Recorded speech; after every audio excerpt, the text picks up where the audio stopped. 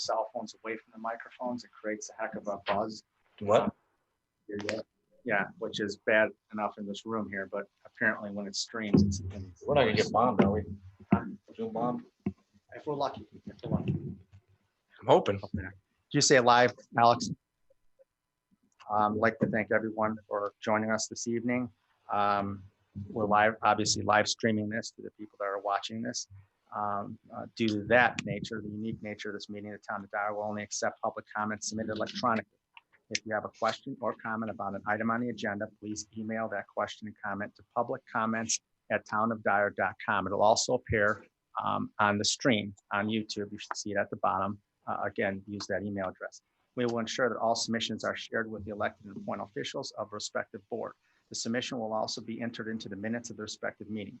Please list your name and your address in the email for the meeting record. Please keep your comments civil and constructive to the policy issues on the agenda. I'd like to thank you very much.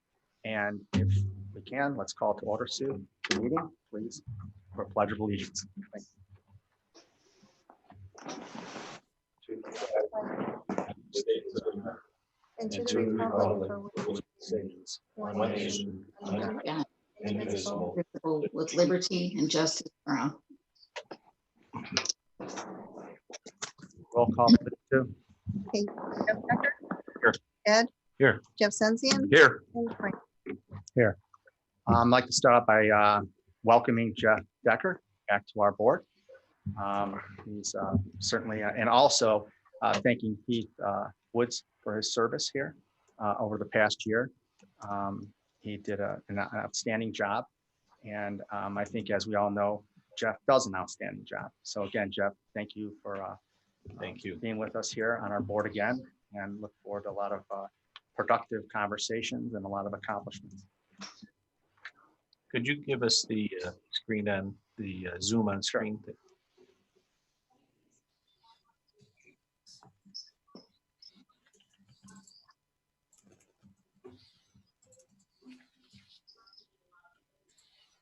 Thank you.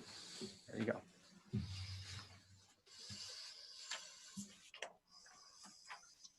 like to mention that we currently do have one public comment from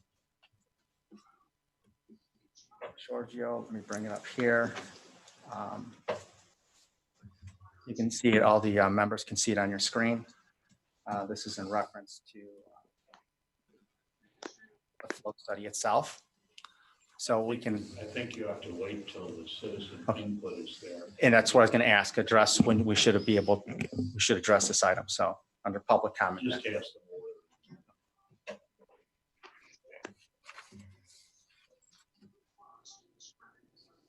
Do I have a motion regarding the consent agenda? I'll make a motion. Accept it. I have a motion. Do I have a second? I'll second it. Motion and a second. You want me to get the totals on there or what? Add the totals for sanitary? I don't think, are you asking out of the, on your sheet, or do we need? Oh, to no, read them? should I announce? I don't think you Okay, need to don't have read it. to, I don't okay. think it's necessary to read it into the record, Alright, is it, Bill? fine. Any discussions? There being none, Sue? Jeff Decker? For purposes of not having been here, I will abstain. Ed? Aye. Jeff Sensian? Aye. Frank? Aye.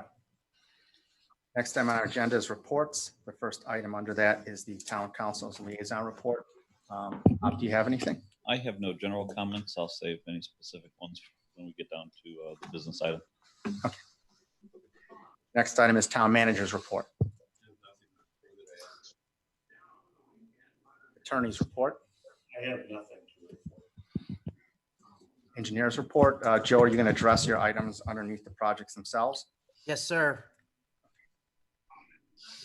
Next, final item under reports, the status of projects, Hart Street Bridge. Tom, if you will add that. They started the actual construction today with diversion of traffic, set up the emergency signals, and we're setting things up. So only thing we have with this is the water main, which is at the end of the project. So they're moving along. They got all the utilities relocated. So that's the last utility we have. So hopefully they'll be done by October, November. We'll see. Hope so. Now it's start March, so. Any questions on that? Next item is old business. The first item is change orders 1 and 2 for Red Zone. In your packet are 2 change orders. One of them is to basically reconcile for the number of units that we ended up consuming in the contract with Red Zone. As you recall, through our meetings here over the past several months, there was additional footage that was televised and documented by Red Zone that wasn't under the original contract. And as also mentioned in the prior months, we validated that those unit counts are correct. So after a number of discussions with Red Zone, we ranged upon an amount that would permit the rest of the footage to be completed and recognize those units. That's the first change order that you have for $27,927.67, bringing the total for the contract up from $518,000 to $545,927.67. The second change order, and Bill, should I address these? Should we vote on these separately or? Right. So that being the first change order, number 1, any questions regarding that change order? The work all completed now, Frank? Almost. I mean, the work regarding the change order. As far as the contractually, the number of units they have actually televised is equal to the amount that you have here. Okay.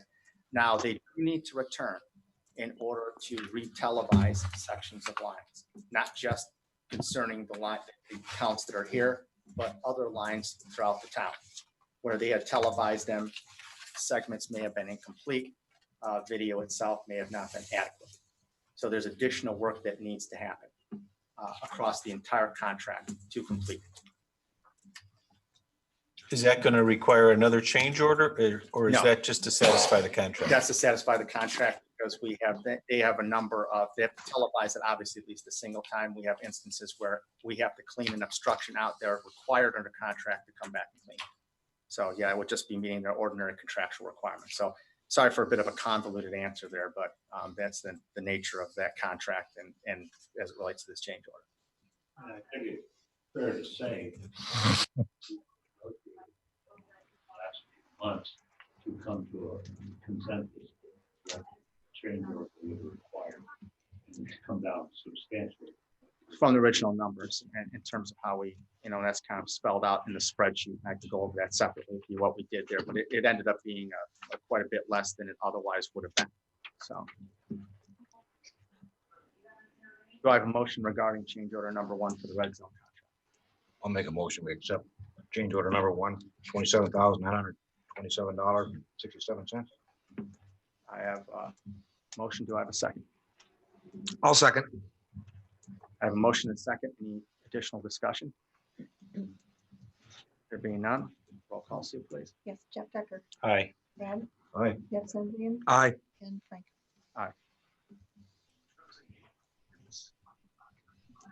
The next item, part of that same item is change order number 2 for Red Zone. There are 2 areas in Pennington and Rockwell that when this contract was first formed, those items were not included. And that's about 7,100 lineal feet of sanitary sewer as well as 33 manholes. So this change order is using the unit pricing that was previously agreed to in the contract and adding it to the contract so that these may then be televised and reported on by Red Zone when they return the next hopefully 30 to 60 days. So that's what change order 2 is, new work outside of the original scope, but at the same unit cost of the original contract. So these are just additions that weren't included in the original. Correct. Yes, these were never. They Yeah. weren't there yet. Yeah, the other Right. area was under development at the time. Makes sense. I'll make a motion for change order number 2 in the amount of $9,334.50 to accept it as presented. I have a motion. Do I have a second? I'll second. I have a motion, a second. Any further discussion? There being none, roll call, Sid. Jeff Decker. Aye. Ed, All right, Jeff Sempian, Aye. Frank. Aye. Next item on the agenda is the 2020 repair lists. As we've been in discussions with this, there's a project that's been underway with staff and the engineer here for a while, using, of course, red zone data along with information from our field crews. Essentially, and this has been the process we've been going through, those were prioritized by pretty much the most severe structural issues in the system, what are called category 5 or scored as 5. And it's, as we talked about these PACP ratings, because you're familiar with the PASER ratings for streets, except the scales in reverse half as much. So basically, a 5 is the worst, and the 1 is the least. Based on that, there was an extraction of those worst lines that were coming out of red zone reporting. And then the engineering got together on it and also determine what we call a field rating on it. I've experienced that sometimes we have ones that are rated at 5s in red zone because of how the PACP scoring system works. But when field may indicate that they're not necessarily as severe. There may be a certain crack that's present, but it hasn't changed in condition 20 years based on other videos and so forth. There are others that are much more, likely value. So again, this is the rating that we have then is basically our hybrid red zone field rating of 5. So that's what this list consists of. There's approximately 13 lines that are on it. Right now, they have done some preliminary estimating on it, going through the design and building the specifications for this, and then spoken about over the last few months that was in development. There's also 6 potential slip lines that may be present in this package, but those are being evaluated right now. So I don't know if Joe, you want to add anything to that? About covered it, Frank. Yeah, we got 13 locations. We're looking at 20 structural repairs in the open cut projects. And we've got at 6 locations, 8 sewers within those 6 locations that we're going to fix some structural repairs that are more constituted to lining. So yes, those will be finished up here, and the open cuts will most likely go out as a bidding project, and the linings may go as a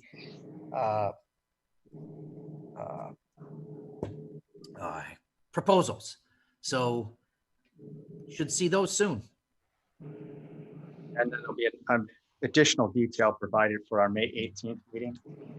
Again, 24th, previously. We'll bring together, or Denise and staff will assemble a list of information regarding them at that time. Again, they'll be going out the bid, and the idea is that those bids will be returned for action.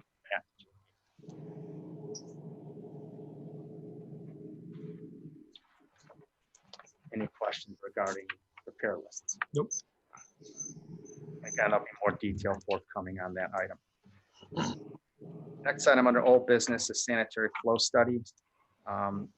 Essentially, in summary, as again, this is going back here many months, we have a comprehensive flow study in place. As we all know, we originally contracted for 3 months of flow study throughout the entire town. And I'm adding some additional details with Jeff here present as well. And it covers the entirety of the town as well, but particularly also focuses on Willow City area, where we in that area. 17 total meters.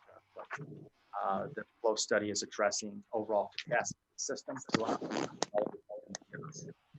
other areas of the town, and again addressing some challenges that we have, hydraulic challenges with I&I in the Willow City area, as well as understanding the overall flow as it relates to potential upgrades to that facility.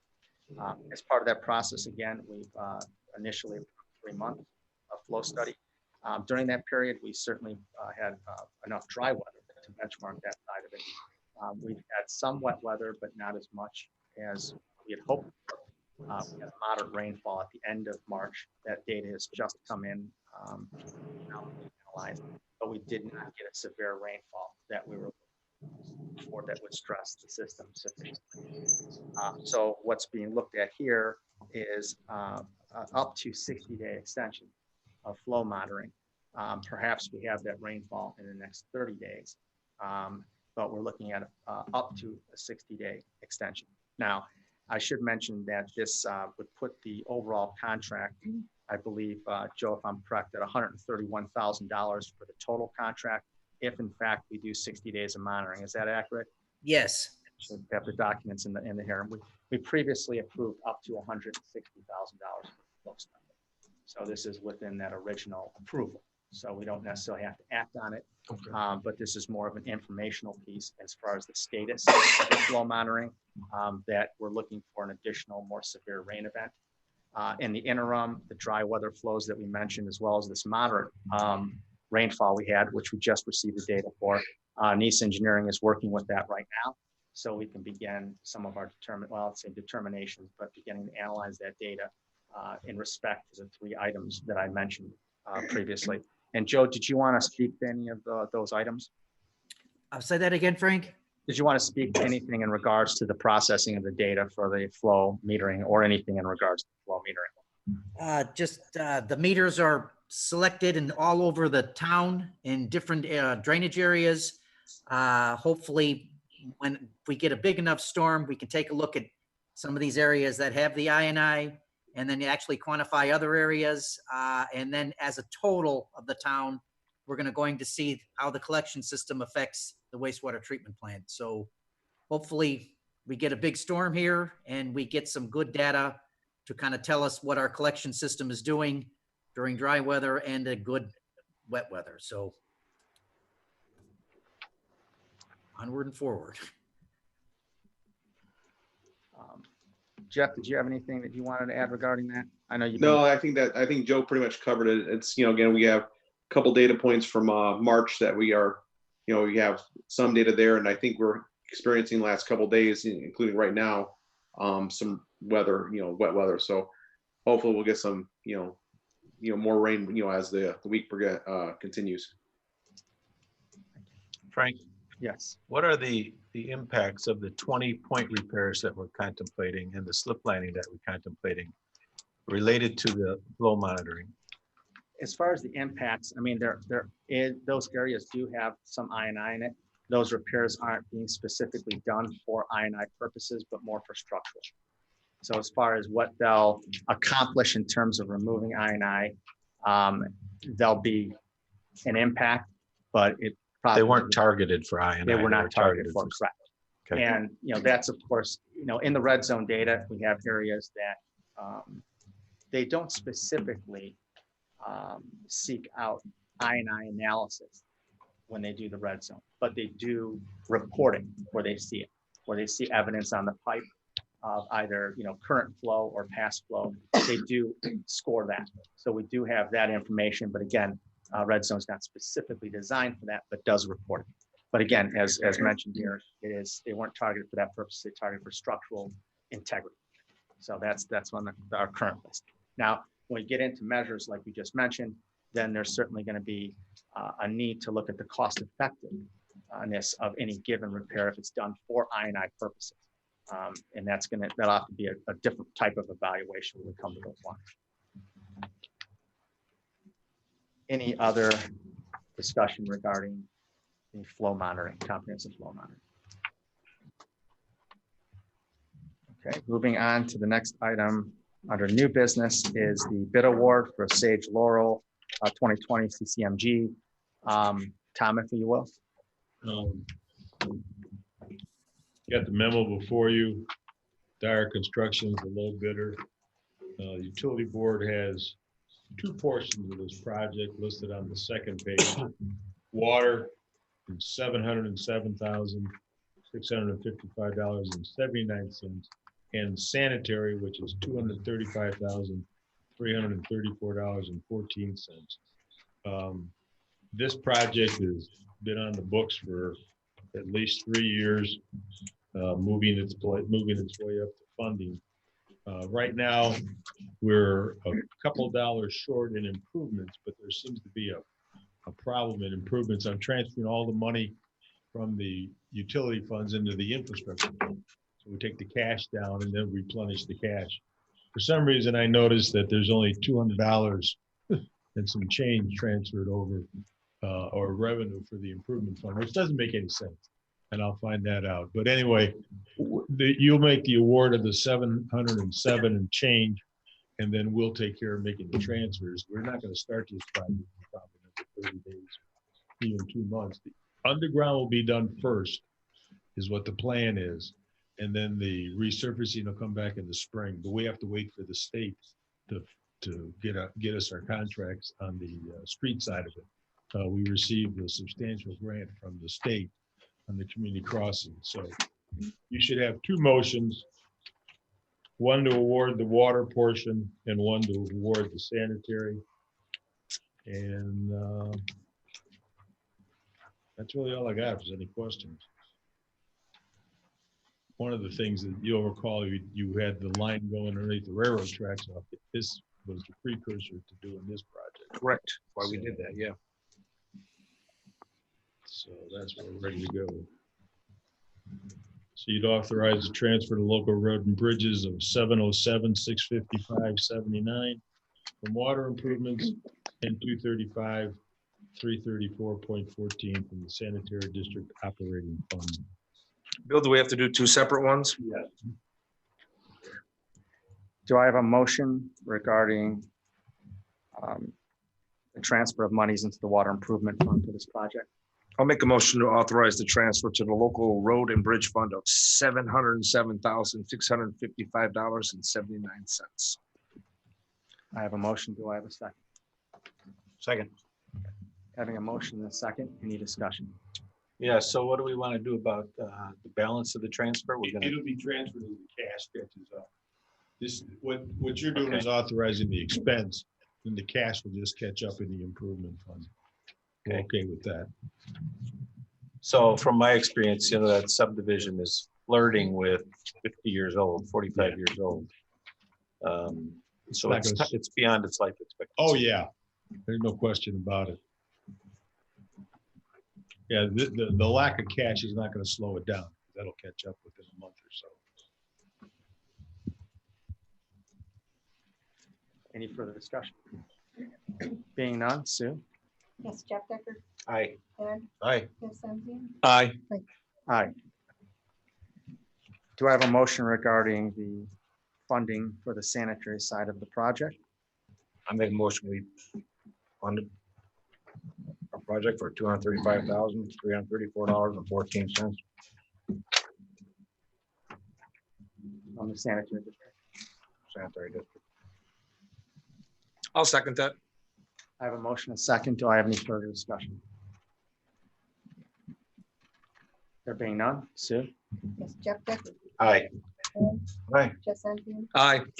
Aye. Next order of business is the construction observation, in-house or contractual. Tom, if you'd like to. Well, this was brought up at a recent council meeting and asked for input. You've got with you a copy of a memorandum written by Ron Hunter from the Stormwater Board, as well as an article from a professional trade publication. The issue is, should we consider hiring an in-house person to do construction observation? My recommendation would be no. And you can see that, and Ron pretty well lays it out. We've done some things before, and it hasn't always worked out very well. And there's just a whole, you're buying capacity to consulting engineers to do stuff, their expertise. So that's, but if you have anything you want to add to it before I return this to this is the Stormwater Board's feelings on the whole subject. I don't know if any of the board members here want to comment on that and how we approach that. And again, continue as we were using the engineer to provide those that construction observation or to do otherwise within our staff. I want to kind of ask your opinion on this, Jeff, being in the industry yourself. Well, I think we're well served by our engineers and by having our engineers be the observers. The engineers are the project representatives. However, I do think that we could probably use some part-time observation rather than full-time observation. In a 10-hour workday, for example, there's a lot of time that there's not much for an observer to be observing, and we're paying them 60 or 70 or $100 an hour. You know, I think if they could really use their time well, and we could contract them part-time, I think we would both be well served. I don't think we have a lot of full-time stuff, except during certain operations. It's been more periodic, but I can double check all that. I understand what you're saying. I haven't seen one that's full-time. Yeah, I don't. Certain portions of a project, we said, be out there for that, not for the entire project. And I know they try to be, and we try to keep it strategic. Typically where you have a full-timer is if it's a state, like a Fed project is, you know, because you got a ton of more paperwork to deal with. And it requires a resident engineer effectively. Yeah. And but most of ours are so many hours a week. And I know we've broken them up. We got basically 3 different groups doing work for us: Robinson, Burke, and Nice. Yeah, and normally the Yeah. contractor can get answers quicker Yes. when the engineer is on site. Yeah. So that's an advantage to them too, and to us, you know. Agreed. And I believe, I, Bob, you have some input on this? Yeah, that was something that Eric Schultz had brought up, so I won't speak for him, but I think the spirit of the question is, how do we ensure, for as much money as we're putting out in all these various contracts for oversight, how do we ensure that what happened on Hart Street doesn't happen again on future projects in town? Oh, that was never mentioned. That's interesting. That was never mentioned when the statement was made, that there was a construction problem. You know, he never mentioned that paragraph or sentence. Yeah, that's why I prefaced it with, I'm not speaking for him, but yeah, Well- that's some of the thought with that. is- Well, What happened on Hart Street? we had with the- 2 days of paving, with the wavy bumps, when it was bad, and it was Yeah. determined. We had an engineer out there. Yeah, they were out. They were out there. It was just a bad application that the contractor was held accountable. So I'm So not I sure think that. we just want to make sure we're getting bang for our buck. Well, I don't disagree with you. We try doing that. And if you notice, most of our agreements are based on estimated hours to do the job and a not to exceed, in most cases, based on a time and materials kind of a thing. But I think if Hart Street was the issue, that's a completely different topic than inside or outside observation, because we in fact had people out there. That was the only reason they were allowed to work on that Saturday, was because Nice was able to get somebody to be out there and monitor. Because when they're paving, that is when we have somebody out there full time, because they're collecting load tickets and everything else. So I think that's a different issue, but it's I appreciate you adding the real reason for the question, because that part of the question was never asked. Well, and that may have just been the part that started the snowball effect. Well, it never got said at the meeting, so that's interesting. Okay.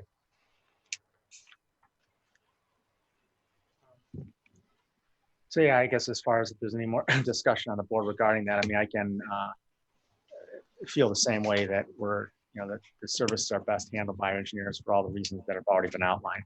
And of course, certainly we don't want to expend any more money on those services that are necessary. I know in the past, again, it's been done strategically, and obviously we'll continue to make sure it's done that way, so that, again, we're not, we're getting, the good value for what we're purchasing. Anyone have any other thoughts on this topic? Would it be safe to say that the sanitary board would like to proceed, and sanitary and water boards or joint utility board would like to proceed with the arrangements that we previously have had regarding construction observation, obviously being vigilant that it's done to the greatest value of the town in terms of hours expended and the work that needs to be observed. Would that be a valid statement? I would say yes. I think so, yeah. Bob, we'll get more information on the Hart Street thing, since that is the root of the problem, or the question rather.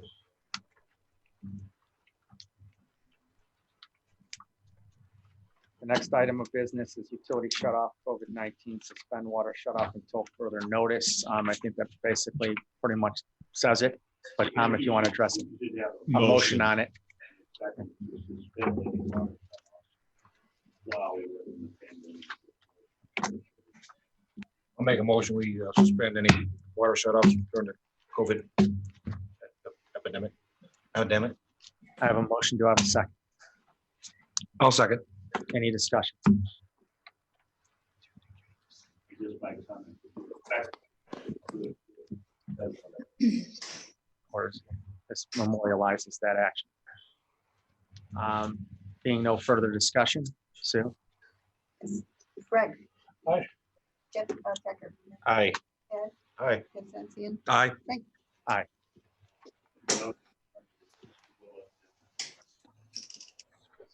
Sorry. Not being critical. We have remote people.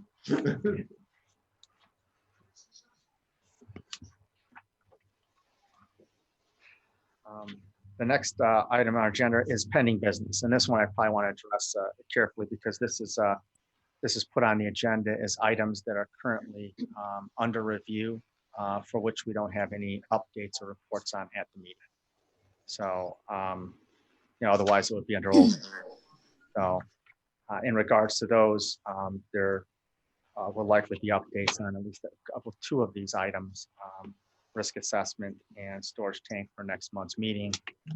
Rate study, Tom, I'm not sure if we have enough information back on that for an update for the No, following I'm meeting. hoping that early in May we'll get some preliminary stuff.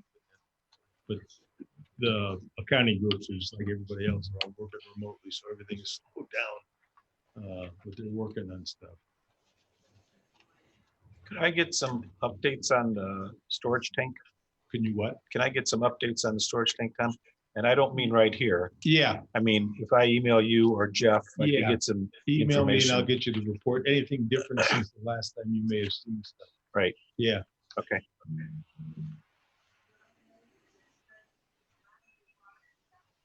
Next item is citizen input.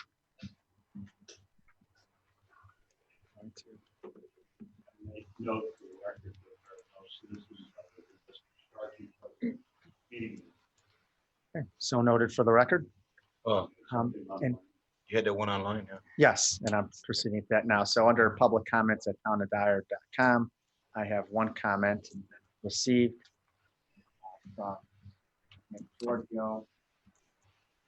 You can see it up on your screens right now.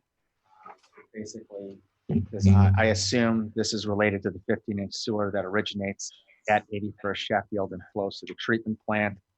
Obviously, that's part of the purpose of this study, but as we mentioned at the onset, not the entirety of the purpose of the study. His questions is how many monitoring points are on the sewer, and where do they start and where do they end? Obviously, that's going to be a difficult thing to describe in this forum.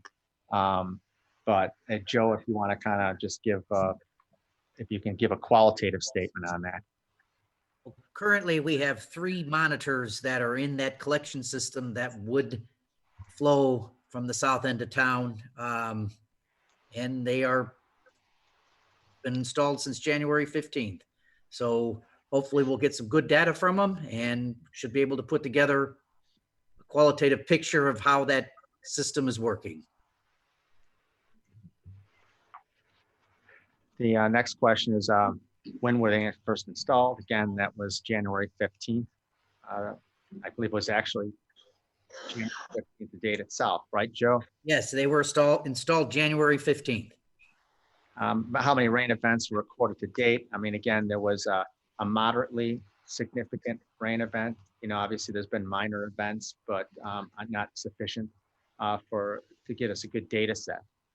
Jeff, I don't know if you know the total number of events, but again, there's obviously quite a few of those, but again, rain events we actually could utilize to model or better understand the system, I should say. We really only have basically one of those, and maybe we'll have another one here now. Correct. If that's accurate. That is correct.